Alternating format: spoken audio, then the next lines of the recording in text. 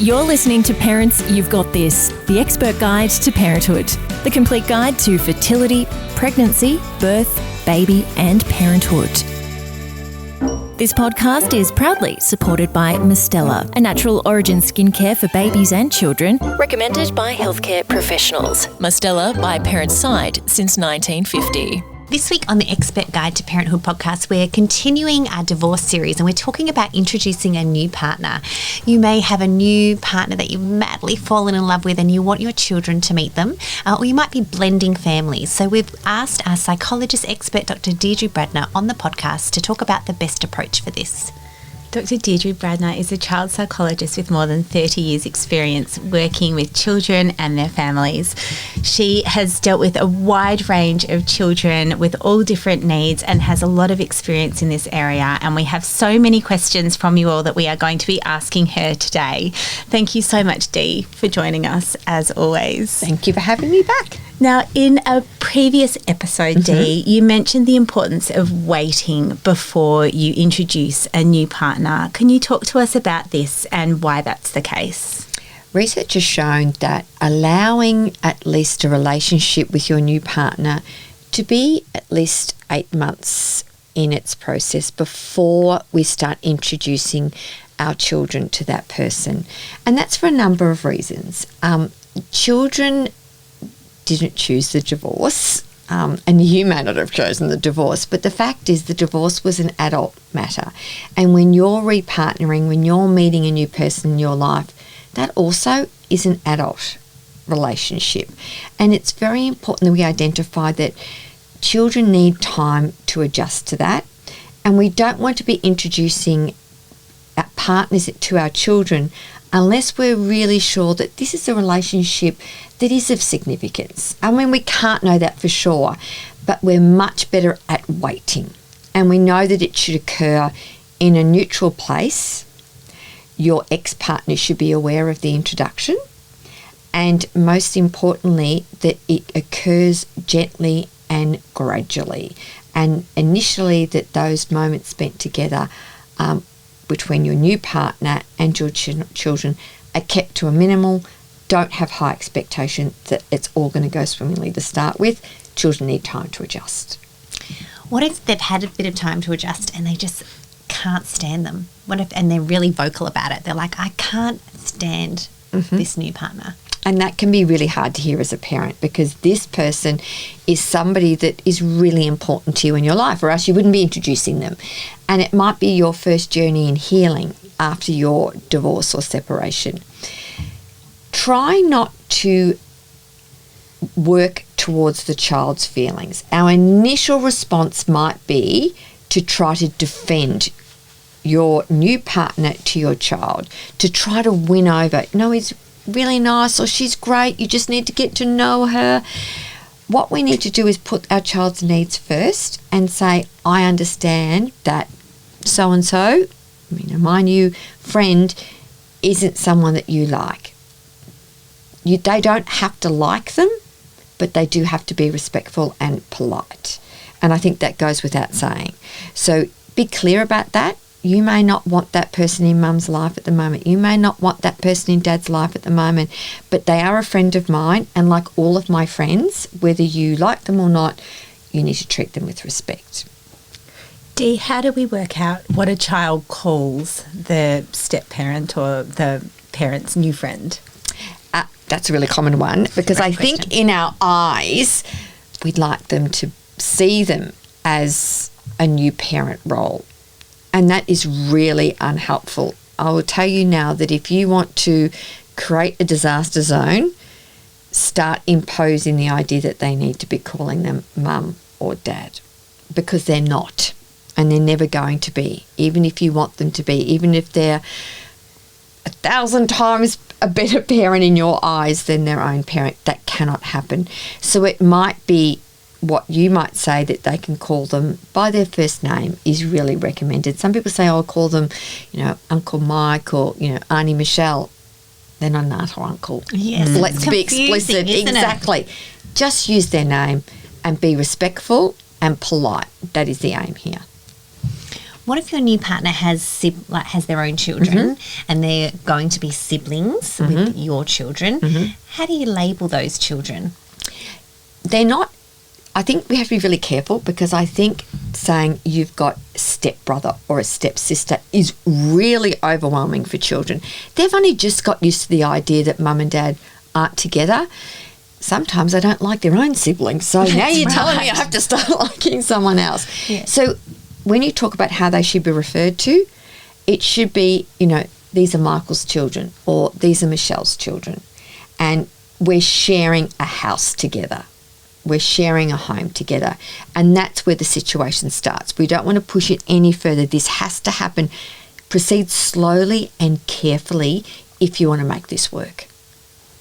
Dee, what would you suggest if your ex-partner doesn't like your new partner and is openly voicing that to your child? That can be really hard. It can be hard for you as the ex-partner. Also really hard for our children when they're getting all this information about, what mum or dad is saying about your new friend. It's important to understand and have those conversations with your children and say, look, it sounds like that would be really difficult to hear when dad says he doesn't like so-and-so, and mum says, I can understand where dad's coming from. I can understand where mum's coming from. Acknowledge it's difficult for your ex to get used to this new situation, and explain that to your child. Do not try to enter into a situation where you're, again, providing a CV on why your partner's so great or why this new person's so great. That child doesn't want to be placed in a situation where they feel by liking your new partner that they're being disloyal. Yeah. So it's about saying, all this is new. You don't have to like my partner at the moment. And it's tricky that mum or dad feel like this. But at the moment, we're learning how to get along and be part of this new process. You can try and approach that with your ex-partner. In my experience, that can be really difficult, because a person's usually saying negative things about someone else because they're hurting. Yeah. And how do you go about that then if you have, decoupled with your partner, divorced or separated, and your partner has now got a new partner? Have you got tips on how you'd cope with that and be a great parent? Because, obviously your child's coming back and they've got a new partner there. How do you go about being a good parent? Remind yourself that you are the parent, and you'll always be the parent. Now, how fabulous this next person is in their life, you are still the most important thing. And if your child's very enamoured with this new person, that's because it's a new person. And if they're getting along with them and they like with them, you need to put away your own feelings about that. It's normal to have those feelings, but you can't let that follow through into your interactions with your child. Don't let that cloud your child's relationship. Be glad that your child is happy and safe when they're spending time, with your ex. Dee, what tips do you have for how to be a great step parent? Step parent you're not a parent, first of all. You do need to be respected, but you shouldn't be trying to win over your stepchildren. It's not a competition. Don't try to take the place of their mum or their dad. It is helpful if you take things slowly. It can be useful if you can genuinely and authentically try to become interested in what they're interested in. You might get a bit of pushback around that, and you have to wear that, because this is really difficult for them. They will see you as a threat to their relationship with their parent, and we have to be very mindful of that. We never, ever, ever, if you're the step parent, say anything negative about the parent that's not living with them. And you also don't discipline, which is really difficult. You communicate with your partner about what you would like to see happen, and you very much need to give that space. Be mindful of how difficult this journey is for this child. Yeah, and because they ultimately just want their mum or their dad Absolutely, and time to to themselves. And they don't want to share it. I know. And so that sometimes they're like, I just want my mum there, or I know, I just I don't want my want you dad here. there. Yeah, and that can be obviously hurtful for the Step parent. couldn't it? So what about from a child's perspective? What do you think they're looking for from a step parent? They're looking at someone who doesn't be another person who tries to boss them around. And I hear kids say, I don't want to have 3 parents. Yeah, I know. 2's bad enough. That's right. So what they're looking for is that someone respects who they are, that someone doesn't intrude on their time with their own parent, that someone who's kind, caring, who's there to guide and support them, but not parent. And it can be, even though we don't call them this, it can be like, an aunt or uncle mode. An adult who's in that house sharing this journey with their partner, but their role is with their partner, and creating new rituals and new traditions is something that you could start to do together. And stepchildren, children who are getting used to a step parent, like that. They like that the new tradition is that we always have pizza on Friday night and play Uno, or whatever it is. And that can be a nice, safe way to start building that relationship. That's right. Keep the fun there. Absolutely. Yeah. Dee, what about if one of the biological parents is not in that child's life? So you just have one parent. Does that change this dynamic at all or not? It shouldn't change the dynamic. It can be really, I think there can be a pressure for us to feel like we've got to step into that role if they don't have access to their mum or dad. But that person still existed in their life. And, this isn't dissimilar as if there was, a death or that person moved away. So it's not our role as a step parent to overtake that role, but it is that role to form a relationship with your stepson or daughter that is independent of that of the parent. And that will look how it looks. That will have its own journey. Don't rush it, move slowly. Say that your new partner also has children from their previous arrangements. How is the separation best taken place? Should the children both go to their other parents' house so the 2 new parents have time together and then the siblings come, or one term with one lot of siblings, one term with the other, or should everyone try and all move in together? That can often depend on another number of variables, Christy, about what other arrangements are. Ideally, you've got to remember that children want to have time with that partner. So at the beginning, it might be that, both families are not combined for those weeks or weekends, that they have their own space. And that would be my recommendation until, each family gets used to that new step parent. When families come together, and there it is, lots of siblings from both relationships together, we have to be really realistic and cautious about how that looks. Blended families don't always blend that well. You can't just take lots of ingredients and throw them all together. And it can't be, no matter how much you think your children are wonderful and adorable, think that they're going to get along with your partner's children. It's about time, and often it's really helpful if you start having those things where they come together that are celebrations, that are holidays. They are things we go to the Royal Melbourne Show together, we go to the movies together, we go to the football together. Keep it light before we get the serious stuff in place. Get them used to being around one another. Again, the same as with having a step parent. They need to be respectful of the children of your step parent in the same way that you expect them to be respectful of you. But it isn't as easy as it looks. It can take a lot of time, but it works well when each parent is talking about it separately, not in front of the children, and that you are as consistent as you can be with each of the sets of children that are in that home. Dee, what about helping our children with different living arrangements? So do you recommend having multiple teddies in each place, multiple, of the same thing or different things? What are your recommendations around, I guess, our children's comfort in their living arrangements? Exactly. And I think it can be for the little things about how their room's set up. And that can depend again on the logistics of where they're living. It is helpful to have, for each child to have their own space at mum's house or dad's house. That's really helpful.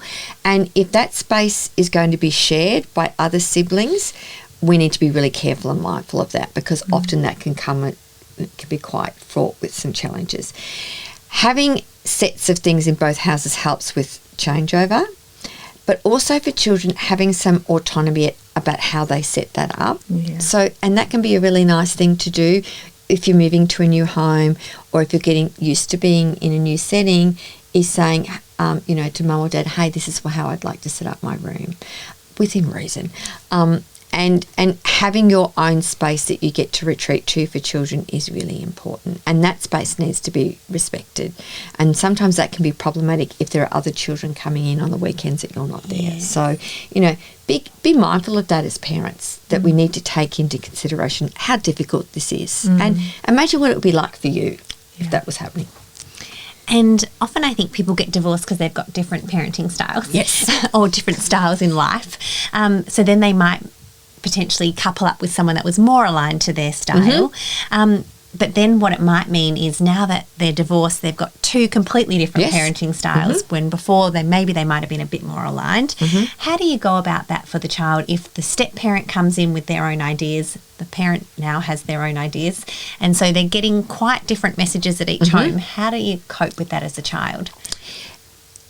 In an ideal world, there would be a degree of consistency in both homes. But let's face it, both parents, whatever their style is, want the best for their kids. It just might look a bit different.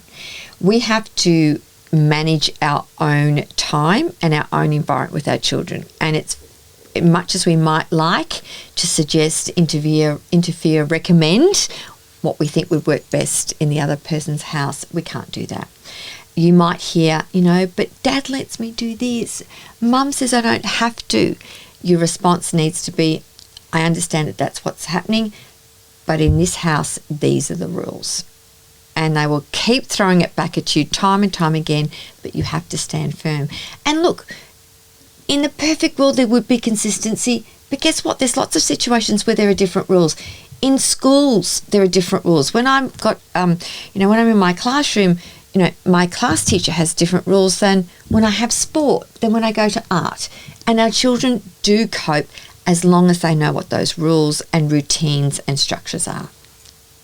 Dee, how important is it for children to have a neutral person to speak with, like a counsellor or an independent friend, where they can share their voice and their true feelings that they might be holding in front of mum and dad? I think it's great if there is somebody who can be that neutral person. It may not always necessarily need to be a counsellor.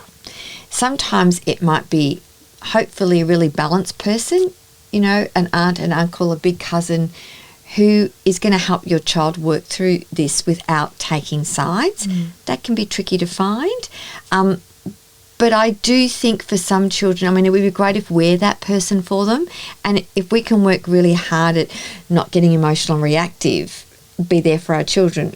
If they're not, and they're really struggling, and you're seeing changes in behaviour, if you're seeing them lashing out, losing appetite, sleep issues, problems at school, then that's the time to get someone independent that they might need, not forever, but just for this moment in time.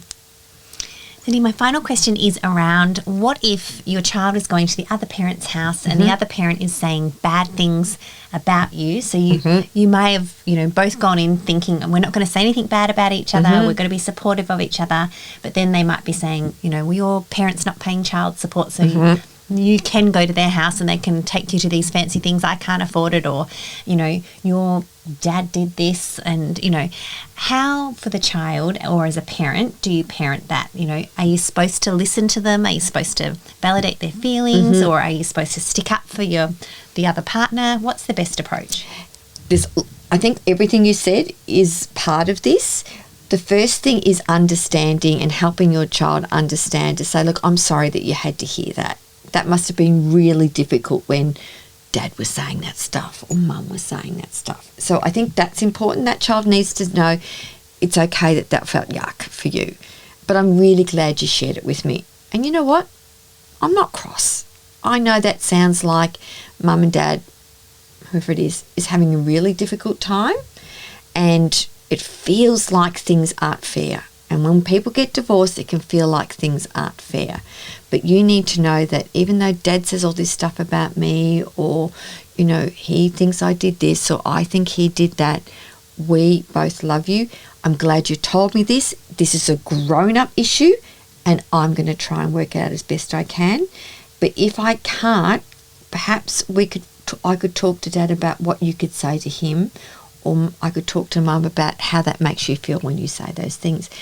Another thing that's really great with children is try to help give them the language of what to say in those moments. So if Mum or Dad's going off about this, for them saying, you know, I feel really yucky, Mum, when you say that. Or, Dad, can we not talk about that? It makes me feel sad.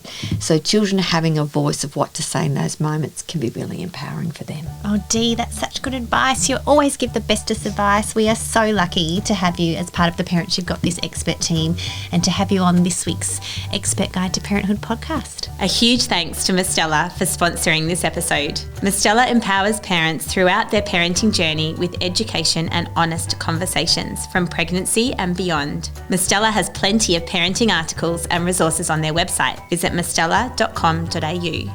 Mistella is our family's favourite. This episode is proudly brought to you by Mistella. You've been listening to the Expert Guide to Parenthood podcast. Never forget, parents, you've got this. Join a Parents You've Got This masterclass today to be prepared, excited and educated for pregnancy, birth, baby and parenthood. Visit www.parentsyou'vegotthis.com.au and sign up for a masterclass today. The information provided in this podcast is general in nature and is intended to support, not replace, a discussion with your doctor or healthcare professional. Parents You've Got This take no responsibility for any medical decisions made by individuals based on the information provided in this podcast.